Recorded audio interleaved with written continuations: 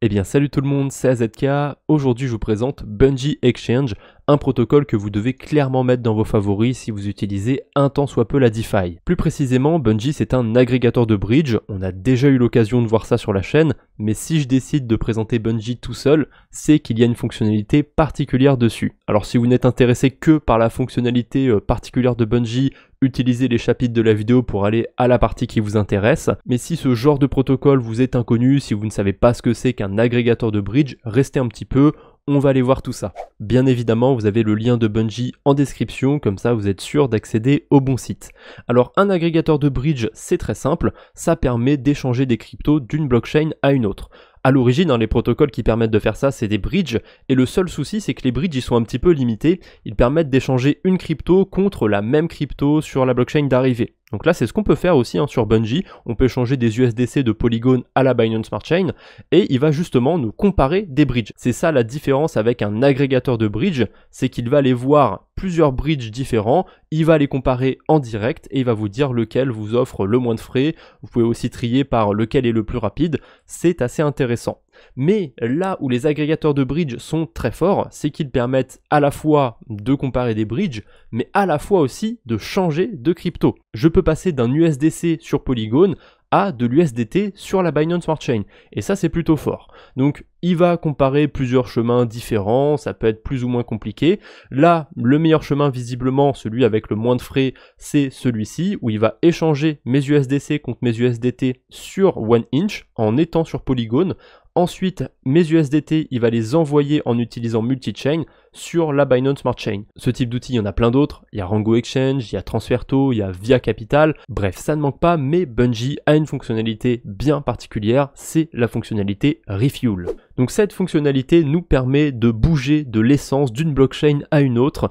Qu'est-ce que ça veut dire que bouger de l'essence, Si vous n'êtes pas du tout habitué à la DeFi, ça vous paraît peut-être bizarre, mais l'essence, c'est tout simplement les cryptos qui vont nous servir à payer les frais de transaction. Parce que quand vous êtes sur la DeFi, vous payez à chaque fois que vous faites une transaction. C'est comme ça que ça marche. Donc là, j'ai pris un scénario où je veux échanger du BNB de la Binance Smart Chain directement contre du Matic sur Polygon. Imaginons que vous êtes habitué à utiliser la Binance Smart Chain, mais vous vous rendez compte que les frais sont trop élevés, vous avez envie d'essayer un petit peu ce qui existe ailleurs, Polygon, pourquoi pas, mais vous n'avez pas de Matic. Du coup, vous ne pouvez pas payer les transactions sur Polygon, vous ne pouvez pas utiliser la blockchain. Eh bien, vous pouvez, grâce à Bungee, envoyer un petit peu de BNB et recevoir directement du Matic sur la blockchain Polygon. Donc ça va forcément marcher avec des petites quantités, vous voyez que le minimum c'est très peu de BNB et le maximum c'est 0,055 BNB.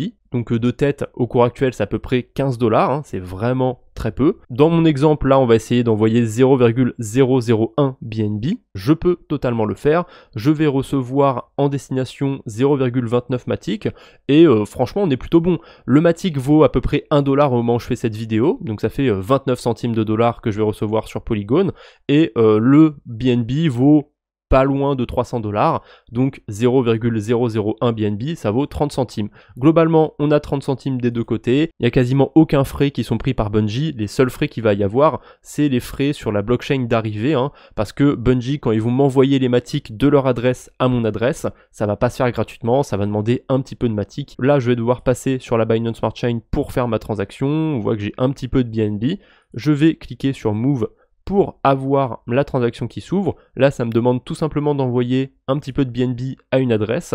Donc je passe la transaction bien évidemment. Et là j'ai rechargé la page, on voit que ma transaction est en cours juste en dessous. Généralement ça prend quelques minutes pour que vous receviez vos cryptos sur la blockchain d'arrivée. Faut pas non plus être pressé, c'est pas à la seconde près, mais globalement, allez, en 10 minutes c'est fait, vous avez reçu vos cryptos sur la blockchain d'arrivée, c'est assez rapide. Évidemment il y a moyen d'optimiser ça entre guillemets quand vous êtes sur Bungee, quand vous bridgez des cryptos, donc quand vous envoyez des cryptos d'une blockchain à une autre. Là je vais changer d'exemple, on va envoyer deux Polygon à Optimism, parce qu'en ce moment il y a pas mal de choses à faire sur Optimism, et vous avez une petite fonctionnalité ici, Enable Refuel, qui vous permet d'envoyer directement une petite quantité de crypto sur la blockchain d'arrivée. Donc on peut le voir ici, ça va me demander de payer 4,3 Matic à peu près, mais je vais recevoir 0,002 Ethereum. Le seul souci en fait quand on utilise le refuel en même temps qu'on fait le bridge, c'est qu'on choisit pas la quantité de Matic exactement qu'on va swapper, c'est un petit peu dommage. C'est pour ça que je préfère le faire sur l'outil à part, je peux choisir la quantité que je veux, si j'ai besoin d'un tout petit peu de frais, bah j'en reçois un tout petit peu, si j'ai envie de recevoir un peu plus, je reçois un peu plus. En fait je vous conseillerais de laisser l'outil activé quand vous échangez des cryptos sur le bridge, que quand vous n'avez aucune idée des frais de transaction sur la blockchain d'arrivée. Si vous ne savez pas du tout combien il vous faut à peu près d'Ethereum pour faire quelques transactions, il vaut mieux laisser Bungie faire. En général, il va vous donner une quantité qui va vous permettre de faire peut-être une dizaine de transactions facilement. En tout cas, pour cet exemple, ça fait 4 $ d'Ether sur Optimism. Je pense qu'on peut faire aisément une dizaine de transactions. Peut-être que dans d'autres exemples, on peut pas faire plus de 10 transactions. Je n'en sais rien, j'ai pas tout essayé non plus. Bref, c'est tout pour aujourd'hui. J'espère que cette vidéo vous a plu. N'hésitez pas à me dire en commentaire si vous connaissiez des outils similaires. On pourrait refaire une vidéo sur le sujet. Et surtout, n'hésitez pas à vous abonner pour ne pas rater les prochaines vidéos. Allez, je vous embête pas plus, on se retrouve bientôt j'espère, d'ici là, portez-vous bien, salut tout le monde!